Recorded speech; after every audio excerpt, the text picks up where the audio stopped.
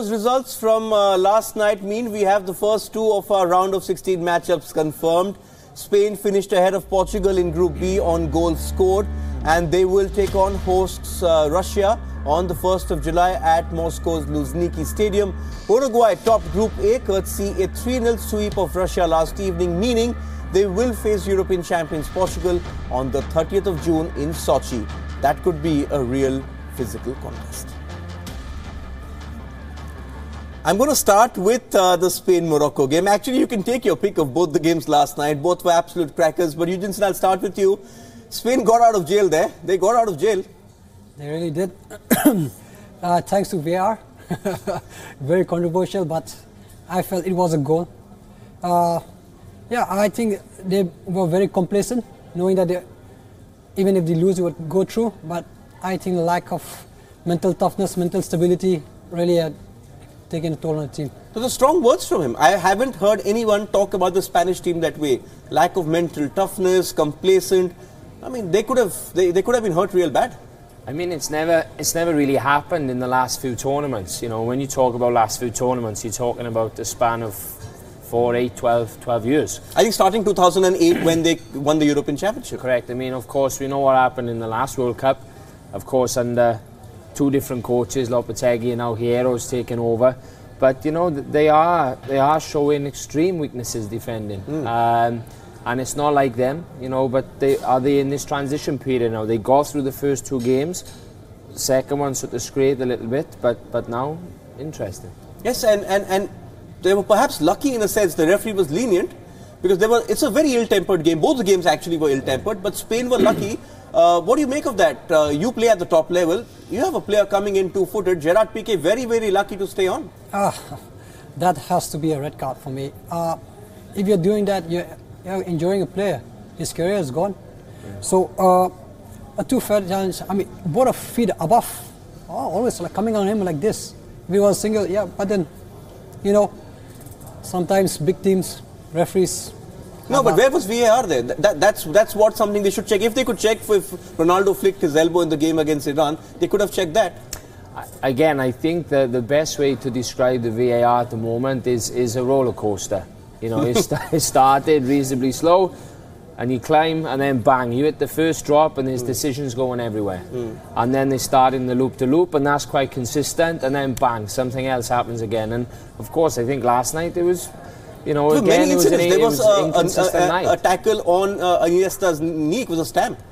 That was one as well. So I'm still don't know how it is called. Is it the people at the VAR room, or is it the referee on the pitch, or the fourth official who calls for the video and video assistant referee? Yeah. Because if you look at the incident of what happened with Cristiano Ronaldo, the referee didn't even see what had happened, but he gets a call, maybe on his intercom or whatever, and calls for a VAR regarding Ronaldo. So still, I don't know how it works.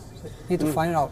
I was talking about Spain, you know, they got that, the goal they conceded as well. Both of them, you could look at the players and wonder what was happening. Iniesta, Ramos, two of the strongest individuals, if I could say so. And at the end, Ramos, how did he not get on the end of that header? Well, just looking at, obviously, the two goals, you know, arguably is Iniesta that good that he assists both teams. Yeah. You know, but that's uncharacteristic from him. But it happens, you know, he doesn't make too many mistakes in his career at the top level. But that again is showing the weaknesses and the frailties that Eugene just spoke about the Spain team at the moment.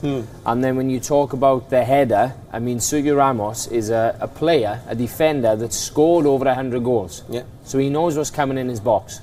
So for me, for him to be out-jumped is completely uncharacteristic. It's not even like the striker had a run-up on him. Yeah. Standing still. Great leap, great header. And another interesting point is that player was actually called in last minute to the squad. Yeah. So, you know, football fate and the fairy tales, more often than likely, if the Moroccan defender got injured, didn't get injured, he wouldn't even be there in the tournament. Just considering the way Spain played and these mistakes, they've now conceded 5. I'm actually thinking how much did they concede when they won in 2010. But looking at the way they've shaped up in the last, in this exactly the first game, 3 against Portugal, 2 here, you do think that, you know, this is not the kind of performance you expect from a team which is challenging for top honours. Are you scared looking at this Spain now? I'm scared, but I think they're a bit lucky they're facing Russia in the next round. So I think they still got time to work on their defense. Yeah, else their attack is very strong, which complements what is going on behind. You know, at least they're able to score goals. If they aren't able to score goals, then there's a lot of, they'd be afraid of a lot of things about Spain. But now the people up front are doing their job, so it's Ramos and Sergio Ramos and Piqué can relax a bit. I don't know if he can relax. He could have relaxed if he had had that red card. But let's move on to the other game of the night, another cracker, Iran versus Portugal. Before we get to the specifics, as a player, I want to ask you, a lot of Iranian players intimidating the referee, lots of frayed tempers. This is the World Cup. Let's not have all this nonsense. You know, when we play, we normally do that, you know, so that we get the referee on our side. So it's from a player's point of view, we go just to at the referee to get the referee that as a foul, just in case he gives us a foul the next time. So that's what we players normally do. Okay, the footballing gods were cruel to Lionel Messi. Honors even now, the great Ronaldo too misses a penalty. Not too many people slamming him like Messi got a lot of criticism. I don't think it was a very good penalty also. I mean, it's not like him. You know, he usually don't give anybody a second chance. But it was one of those games, as we know, very, very feisty. Things fall in one way, fall in the other. Many incidents that we can obviously speak about shortly. But maybe, as you said, footballing gods, that's what happened in this particular incident. Yeah, Portugal being poor as well. You look, apart from that first game, 3-3, they've just about managed to get over the line. And I also want you to tell me about that excellent goal from Quaresma. Clearly top class finish. The technique that he showed, the composure that he showed, it was just brilliant. We've seen him doing that every now and then, you know, where he swings the ball, he passes, uses his right foot, outswings it. So yeah, I think he's used the same technique and he's a specialist at it. But are they someone who will be really hurt by the likes of Suarez and Cavani, because that's coming up? It's ponderous. The defense is ponderous. I mean, Pepe had a great game. You can't always say that, but they didn't look convincing. Yeah, they didn't really look convincing. Because they look very vulnerable down the sides. You could see Cedric and Rafael. They were both very vulnerable. And imagine you have Cavani, Suarez down the lines, then. Okay, let's put up the big question. Should Ronaldo have gone off? Ooh. This is the World Cup. Did he stay on? Did he stay on simply because he is Ronaldo? Okay, based on the incident, he should have been sent off. You think so?